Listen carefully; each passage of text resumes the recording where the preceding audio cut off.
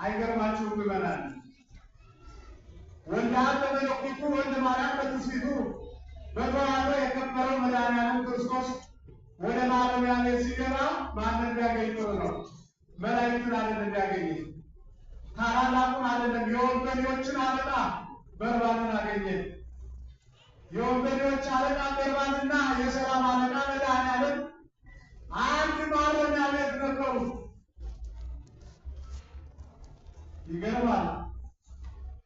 የሰላም አለቃ በአንድ በኩል፣ የወንበዴ አለቃ በአንድ በኩል ታስረው ይተያዩ ነበረ።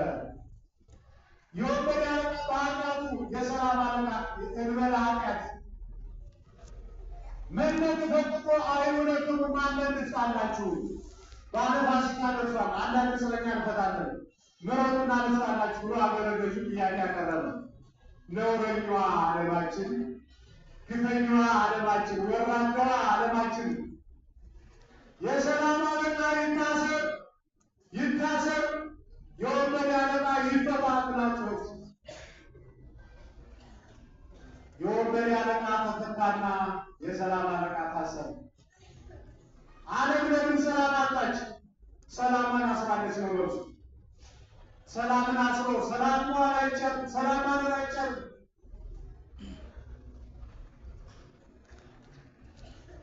ምዕመናን ሰላማችንን የምናረጋግጥ ርግቦችን በመልቀቅ አይደለም። ይሄ በሰላም መቀለል ነው።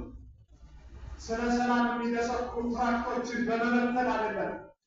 ከሰላም አለቃ ከመድኃኒዓለም ጋር በደስታ መታረቅ ብቻ ነው።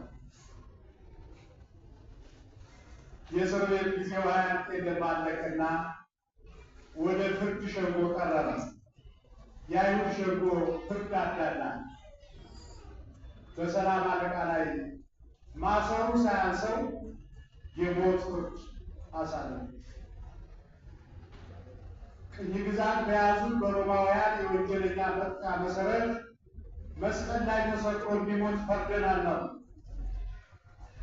የእስራኤላውያን የወንጀለኛ መቅጫ ውግረት ነው።